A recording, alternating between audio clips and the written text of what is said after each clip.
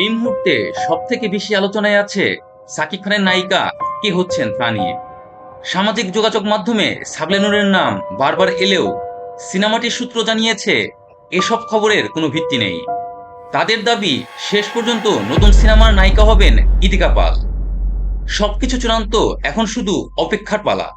কিন্তু এতদিন সাবলে নূরের নাম আলোচনায় থাকলেও হঠাৎ কেন বাদ পড়লেন এই নায়িকা? অনেকেই বলেছেন অতি অহংকারী এবং অল্পতেই ভাব নেওয়ার কারণেই বাদ পড়েছেন সাবলা নূর। কিন্তু শুরু থেকেই এরকম যে আমি আসলে কিছুটা ইন্ট্রোভার্ট এবং মানে তা না হলে পরপর দুটি সিনেমা সাকিব খানের সাথে হিট হলেও এখন কেন বাদ পড়লেন এই নায়িকা? আর বাধ্য হয়ে পাশের দেশ থেকে ভাড়া করে নিয়ে আসতে হলো ইতিকা পালকে। যদিও নতুন সিনেমার নাম নিয়ে শুরু হয়েছে কিছু গুঞ্জন ও বিতর্ক। কেউ বলছেন সিনেমার নাম নিঃস্ব, আবার কেউ বলছেন হায়না। আর শেষ পর্যন্ত নিঃস্ব নামই নাকি চূড়ান্ত করা হয়েছে ছবিটির জন্য। সপ্তাহখানেকের মধ্যেই সিনেমার নাম এবং নায়িকার নাম চূড়ান্ত ঘোষণা করা হবে। এদিকে পুরা মাস ধরেই সিনেমার নায়িকা কি হচ্ছেন তা নিয়ে আলোচনায় ছিলেন সাবলা নূর।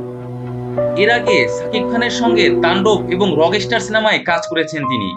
সে কারণেই সামাজিক যোগাযোগ মাধ্যমে অনেকেই ধরে নিয়েছিলেন নিঃস্ব সিনেমায় জুটি হয়ে আবারও ফিরছেন সাবলা নূর এবং সাকিব খান। তবে সিনেমায় নায়িকা কে হচ্ছেন এ নিয়ে মেহেদী হাসান হৃদয় বলেছেন, আমাদের সিনেমায় নায়িকা এখনো ঠিক হয়নি, এটা শীঘ্রই জানাবো। কাকে নেব সবই মাথায় আছে। তবে নির্মাতার এই বক্তব্যের মাধ্যমেই নতুন খবর সামনে এসেছে। সিনেমাটির সাথে সংশ্লিষ্ট একাধিক সূত্র জানিয়েছে নিঃস্ব সিনেমায় সাকিবের বিপরীতে দেখা যাবে ইতিকা পালকে।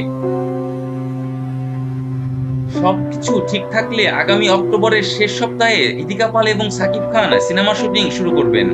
সাকিব খানের সাথে প্রিয়তমা সিনেমায় অভিনয় করার মাধ্যমে ইতিকা পাল বাংলাদেশে পরিচিত হয়েছেন। এরপর বরবাদ সিনেমায় আবার সাকিবের সাথে জুটি করেছেন তিনি।